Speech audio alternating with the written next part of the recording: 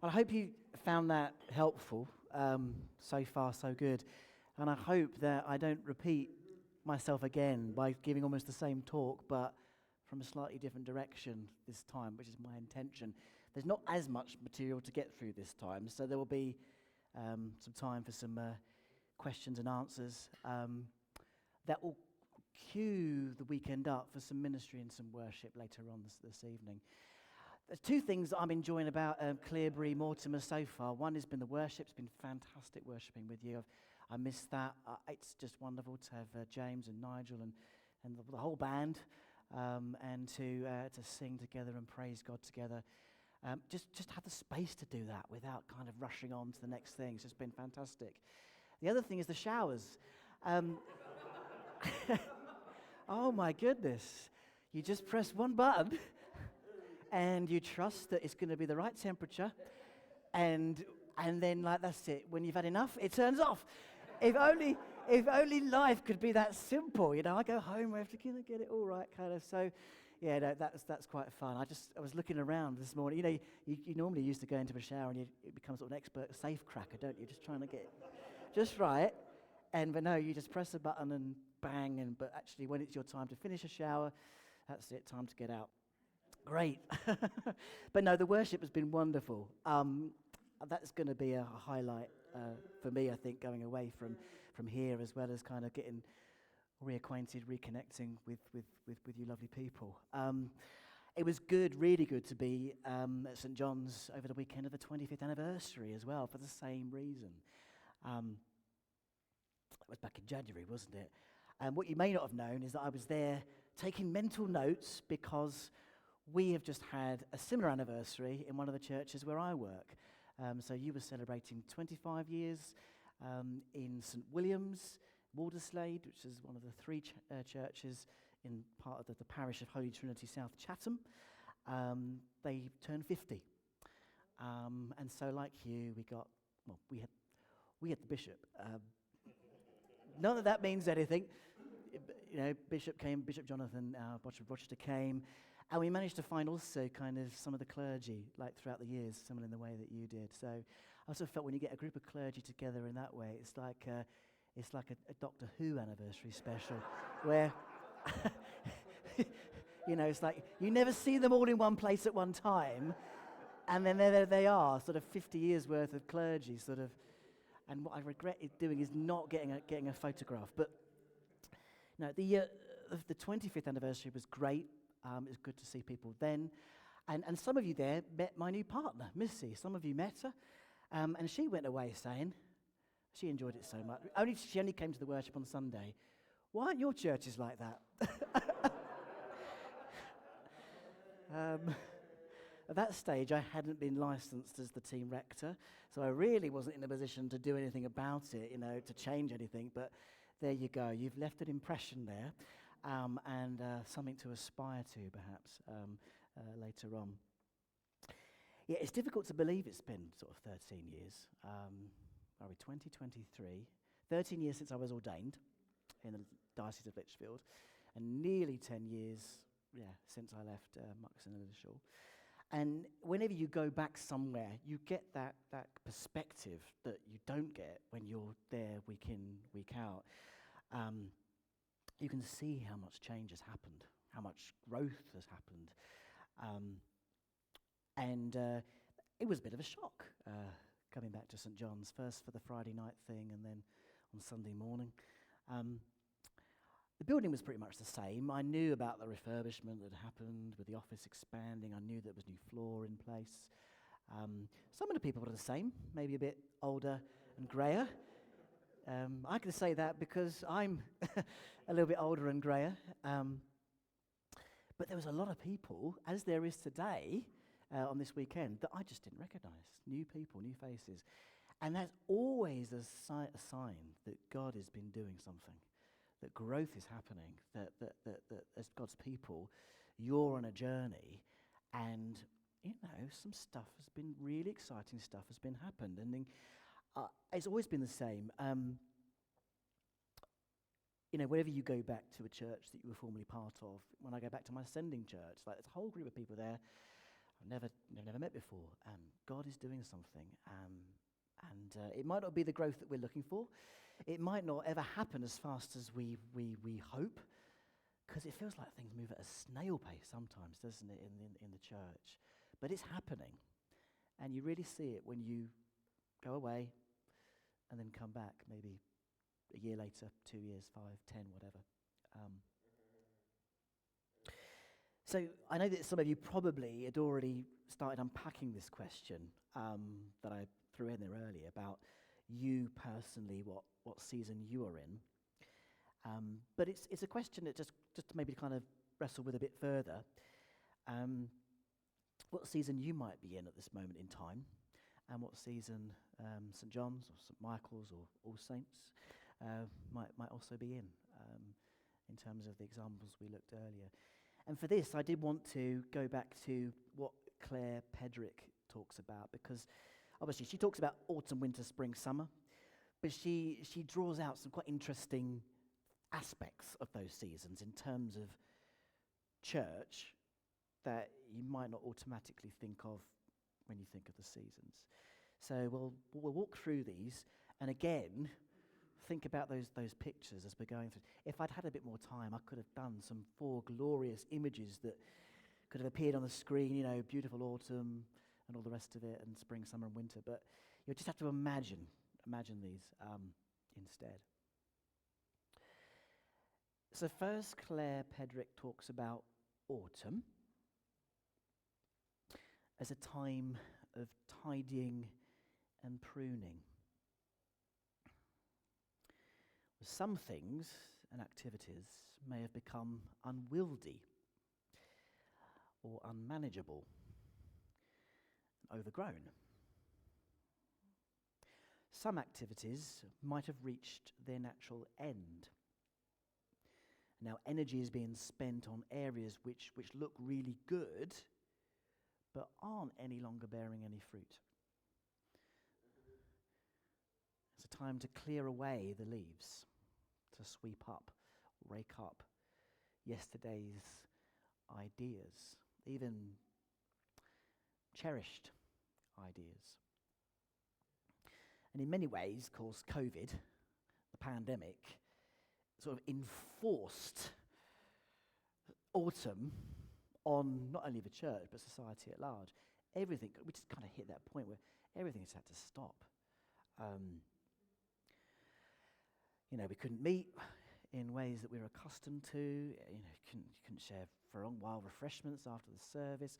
Communion changed. It was in one kind, and if at all the mask wearing and hand washing and all of those sorts of things. And that was autumn, very much so. And in my own context, I was just relieved. I kind of felt for a while that we just needed a sabbatical, actually, in the parish of Holy Trinity South Chatham anyway, because it was at a stage where there was just so much going on. Because at one time, churches were thriving. There was 3 of them. They'd all set up different, we had messy church, we had sporty church, we had baby church, all the churches that you can think of. There was lots of hospitality, lunch clubs, drop-ins. We'd set up there's a coffee shop in one of the church buildings. There was midweek services. It's 8 o'clock communion, followed by a 10 o'clock. Not much going on in the evenings, but there was a lot going on. And it was just nice to say, let's just stop all of this stuff and work out why on earth we're actually doing it and who we're doing it for.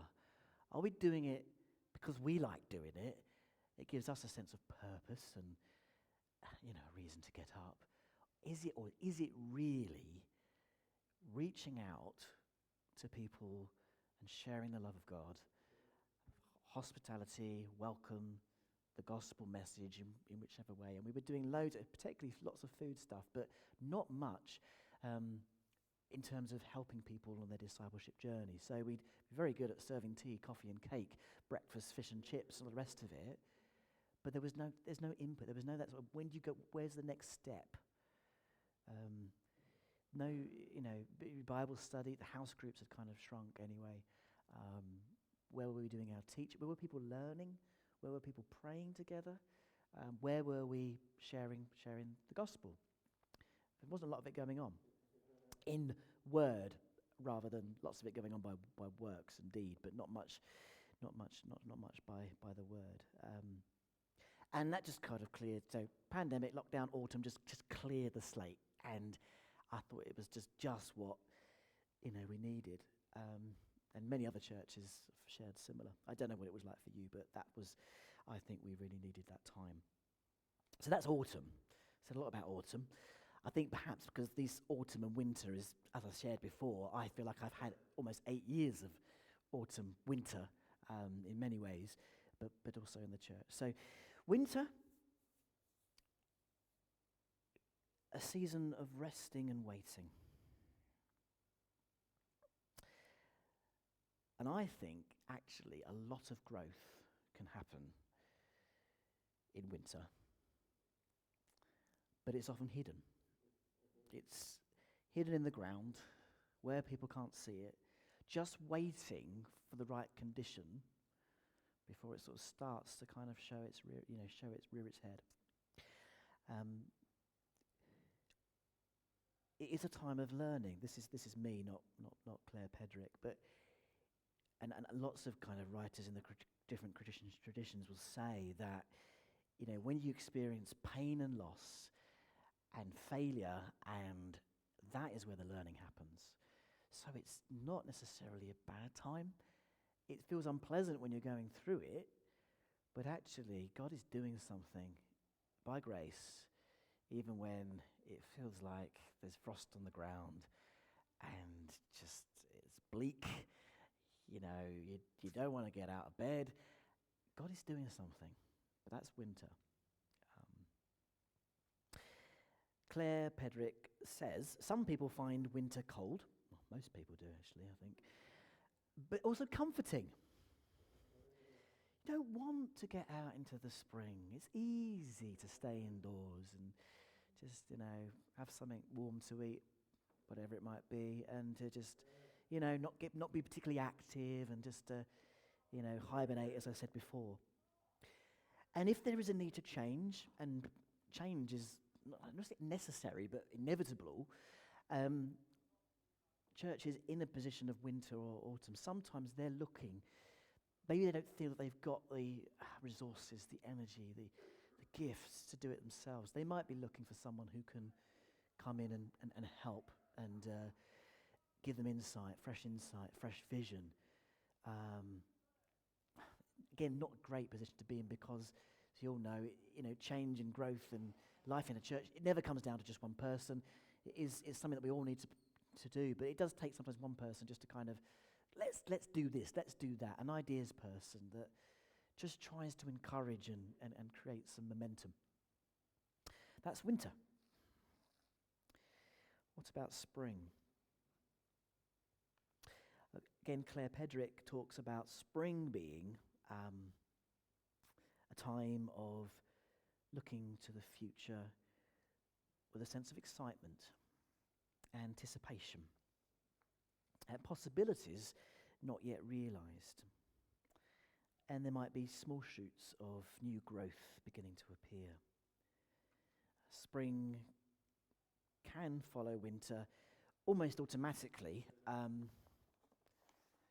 She says, if a church is coming out of a difficult time, so if again, like the pandemic, because simply not being able to do anything for so long, it feels that when those restrictions and barriers are lifted, people are ready to just engage again. They want to meet. They want to, maybe they've been thinking about their faith for the last 2 years, couple of months, and thinking, actually, when I get the chance, I really want to get to church and find out more about it. I don't know about you, we've experienced a lot of new people coming into the church in the last, probably more in the last 18 months than we had probably in the last 4 years. They just phoned up out of the blue, said, are you meeting this week? They've lived in the community for 2 years, but they've never joined us for church. They suddenly realised or felt led by God to connect with their local church. And that's been so encouraging. And it's just a question of how you welcome those people and try and make them feel like they're really much part of a family that already existed, without feeling like they're on the edge. And also helping them see what do they bring to the table. It's been really exciting to say, okay, just to sit down and had a meal with a few families and said, okay, so where is your passion? Where's your heart? If you went to a church before, what did you used to do? Where do you think? And some of them, it's been quite clear that there's people with gifts of worship and song. Join the worship team, Safer recruitment, of course, also considered. Or people who are, I got one lady, originally from Jamaica. She sort of manages, she was a health visitor, trained as a nurse. She kind of manages all these properties. She's got a portfolio of properties that she manages. So she's dealing with contractors, she's dealing with buildings issues. Oh, I so want to get her on the PCC because what she brings is those skills of negotiating with contractors, looking after buildings, and I've just about managed to do that. So there's exciting side. That's spring, isn't it? That's the sort of thing that happens during spring. What else was I going to say about spring? It often comes after a time it could be a time of vacancy without a minister in post, because the church has kind of been a bit lost, been a bit at sea, and then a new person comes in. There's a great wave of momentum and energy, and things begin to spiral and grow. Yes, summer. Well, I've talked a bit about summer from my own experience. Just to unpack that a little bit more. Claire Pedrick, she thinks that summer is a season of performing. Lots going on, very busy, but things going well. People feel confident. There's a sense of achievement in the air. So you could probably see perhaps why I was sort of feeling that when I was with you, it was summer. Things did seem to be going well. And maybe I should clarify also is that I think things were going well, but it wasn't necessarily well for everybody. It could be that I felt affirmed and encouraged in lots of areas that I was ministering in, whether it was big things or little things. But sometimes it could have been in quite a difficult situation. So someone was sharing with me just how actually thought, well, they weren't going through a good patch, but they felt that something was happening there when we met, and it was helpful. It wasn't the summertime, but it was a good time. So yeah, I mean, I remember back to 2012. 2012 was a good year. It was Diamond Jubilee, London Olympics. We had a whole lot of stuff going on. It was the Euros as well, wasn't it? I think it was, because we watched the Euros at St Michael's, and then we kind of had the activity days. 2012 activity days, we took it out of the church, and we did it at Muxton Primary School. I can't remember whether we did it for extra days that year, or we actually went from, I can't remember, 2 to 3, and now you do it across, well, you were back to 3. You know, here you go, things go up, things go down. And we started off at the school, and on the Friday night, we had like all sorts of banners and things and colours, and we all marched to St John's to watch the opening ceremony of the Olympic Games. And in came the parents, and in came the kids, and we had a sort of a barbecue, and that was a high point, because you could see the connections were forming. There's connections with the school and the kids that were coming through that then kind of would have been in year 4 or 5, then connecting. They were getting familiar with the building. They would come to Sub-Zero later on. All of that it seemed to be, it was a high point. I mean, you could disagree. I mean, I'd be really interested to come back to me later to find out whether you think that was a summertime or not. And it may be because for personally it wasn't. Perhaps I know some. There was some hard stuff going on. Behind the scenes also. 2012, 2013. For some of you, your family circumstances, that was a difficult time. But it may be that in your spiritual life, you felt God closer than never before. Come back at me. I'd be interesting to hear what you say, actually, on that.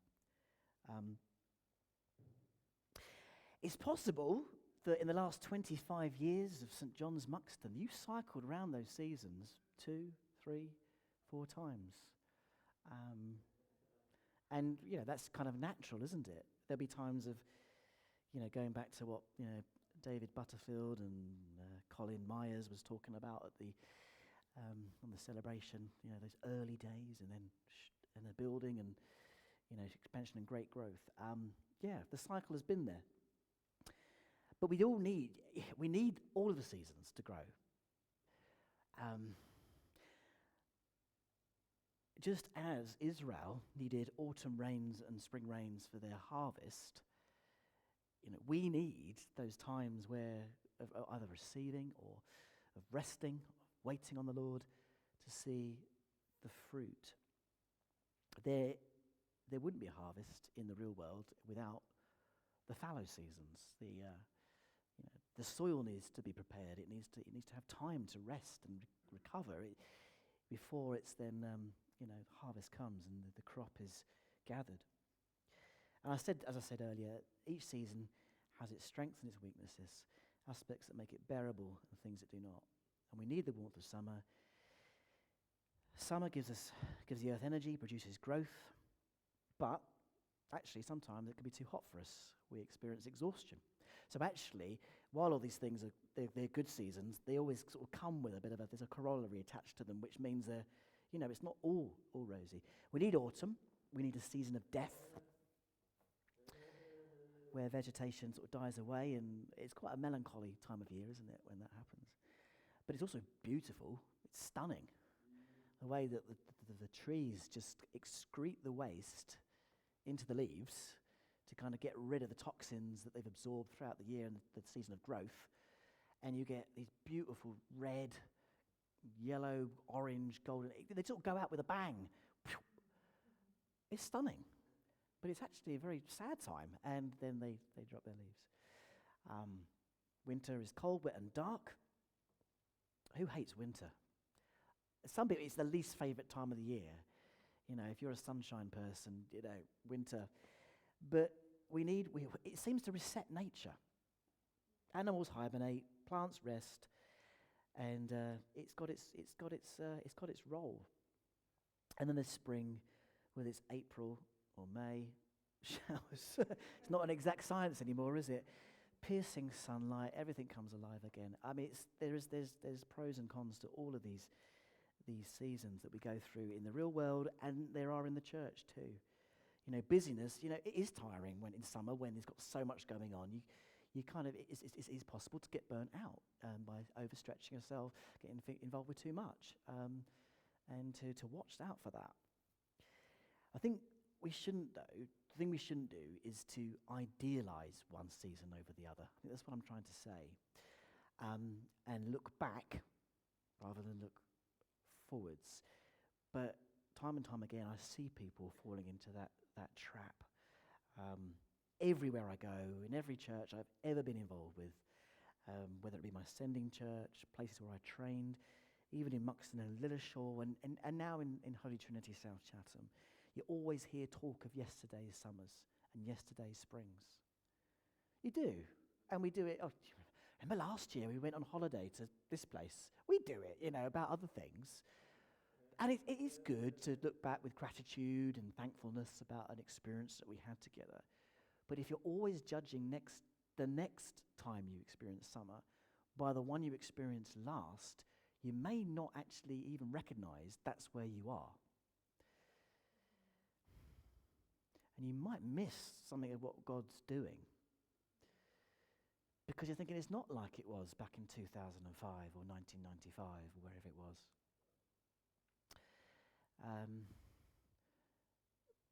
Just a thought.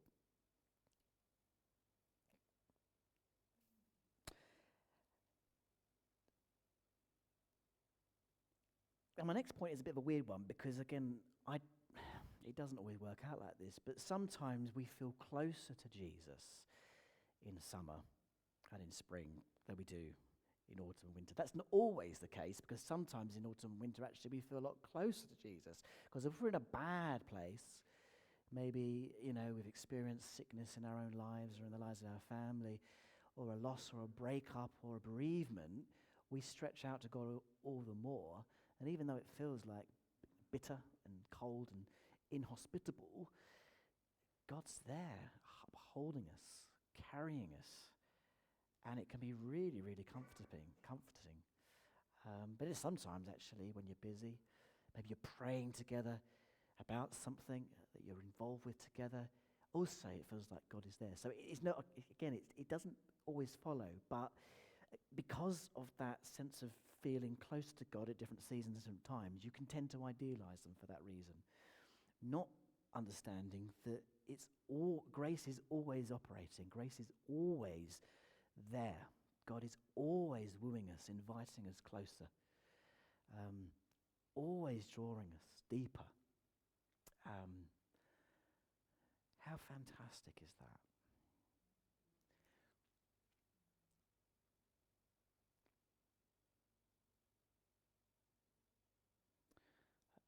That blows my mind.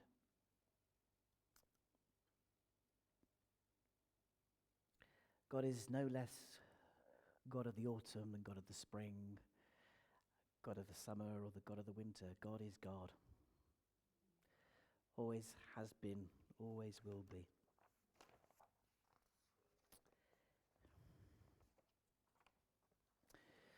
Yeah.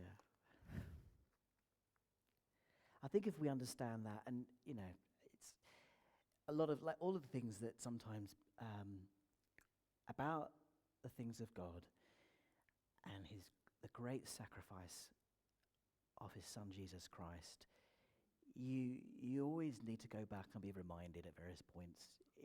Nothing I've said this morning is particularly new, revolutionary.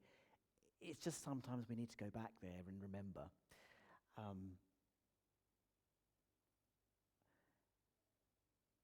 And it's good to be constantly reminded.